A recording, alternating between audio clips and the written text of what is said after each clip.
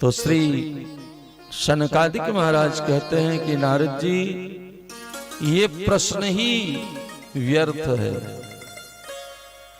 आप ये पूछिए कि कौन नहीं तर जाता। ये ऐसी कथा है, जीते जी तो व्यक्ति तरता ही है, मरने के बाद भी अगर उसके लिए उसके परिजन इस कथा का आयोजन कर लें, श्रवण कर लें संकल्प पूर्वक, तो वो मरा हुआ व्यक्ति भी किसी भी योनि में हो, किसी भी नरक में हो, उसकी भी मुक्ति हो जाती है। धन्या भागवती वार्ता प्रेत पीड़ा विनाशिनी। धन्य है ये श्रीमद् भागवत की कथा जो प्रेत को भी मुक्त कर देती है, प्रेत की पीड़ा से वो मुक्त हो जाता है। वाओ मिस्टर आर्किटेक्ट, पर प्लम्बिंग और ड्रेनेज से लीकेज, एक्सपेंसिव इंटीरियर पे पानी फेर देते हैं। सुप्रीम के 9,000 से वो मुक्त हो जाता है। ऐसी श्रीमद् भागवत की कथा। और आप पूछ रहे हो कि कौन कौन मुक्त हुआ, तो वर्णन करते हैं, ये मानवा पाप कृतस्तु सर्वदा। ऐसे मनुष्य जो सर्वदा पाप कर्मों में ही प्रवृत्त हैं, सदा दुराचार रता विमार्गमा, और सदैव जो दुराचार के मार्ग पर ही लगे हुए हैं, क्रोधाग्नि दग्धा कुटिलाश्च कामिनः, जो सदैव क्रोध की ज्वाला में जलते रहते हैं, कुटिल हैं, कामी हैं, सप्ताह यज्ञेन कलौ पुनन्ति ते। इस श्रीमद् भागवत सप्ताह ज्ञान यज्ञ के द्वारा वो भी पवित्र हो जाते हैं इस कलिकाल कलयुग। सत्येन हीना पितृमातृदोषका, जो जीवन में कभी सत्य न बोलता हो, माता पिता का निंदक हो,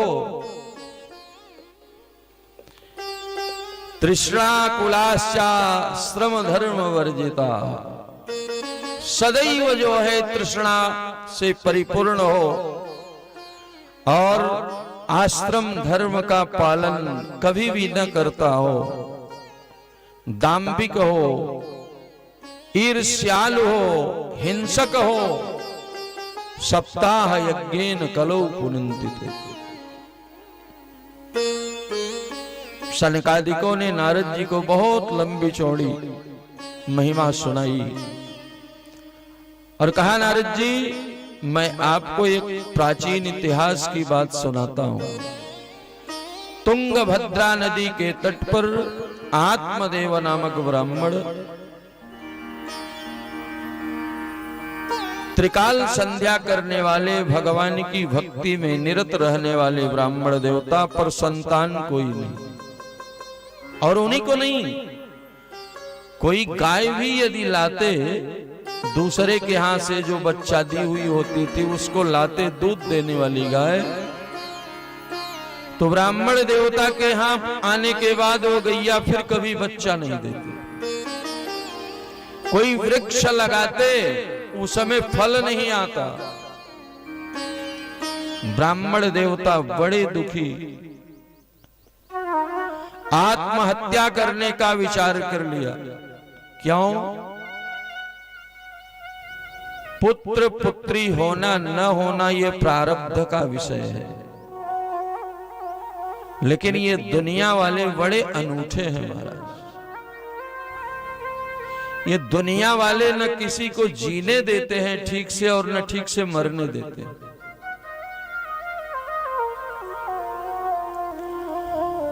गांव वालों ने उलाहना दे दे करके आत्मदेव को इतना पीड़ित कर दिया। राम राम, सुबह सुबह यात्रा पर निकले, इस निर्वसिया का मुख देख लिया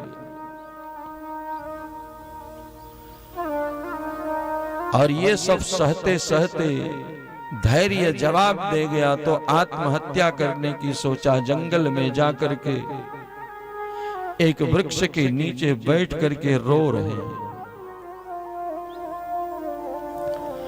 उनको रोता हुआ देख करके एक संत द्रवित हुए, आकर के पास में पूछा, महाराज क्या बात है, आप क्यों रो रहे हो?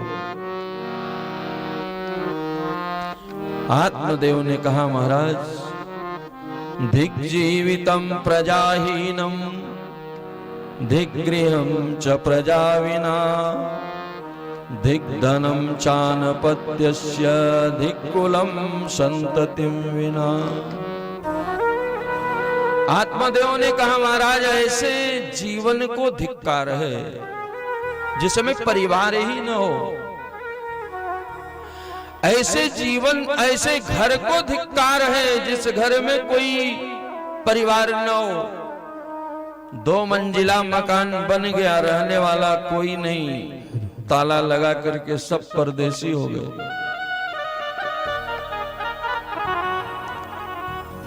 ऐसे घर को भी धिक्कार है जिसमें परिवार ही न हो।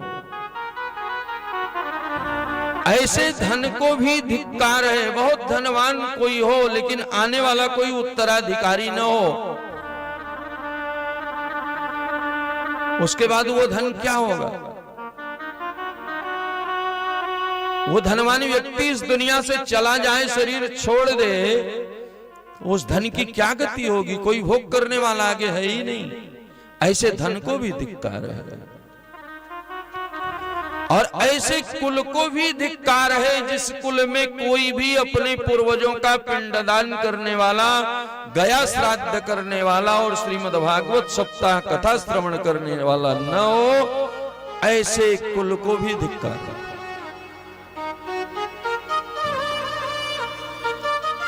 जोर जोर से रोने लगे। संत जी ने समझाया, मुंचा ज्ञानम प्रजारूपम वलिष्ठा कर्मणो गति विवेकम तो समासाद्य त्यज संसार वासना। संत जी ने समझाया, ब्राह्मण देवता बेटे बेटी किसी का नाम नहीं चलाते।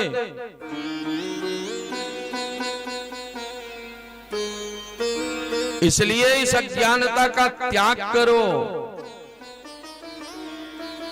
कर्म की गति बड़ी बलिष्ठ होती है। बेटा बेटी होना न होना ये सब प्रारब्ध का विषय है। भरत जी ने अयोध्या आकर के पूछा, गुरुदेव आपके रहते इतना बड़ा अनर्थ कैसे हो गया?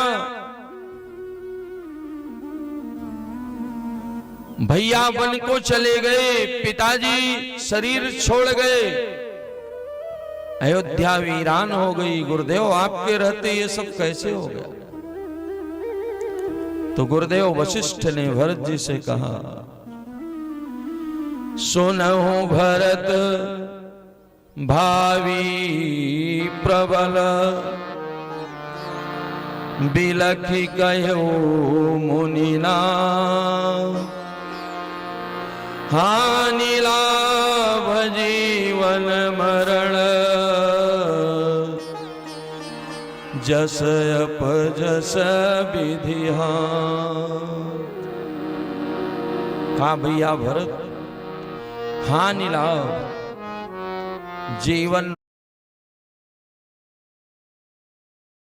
मरण और यश और अपयश, ये परमात्मा ने जीव का सुनिश्चित कर रखा है। किसको कितना लाभ होगा, कितनी हानि होगी, हमारे आपके करने से कुछ नहीं होगा।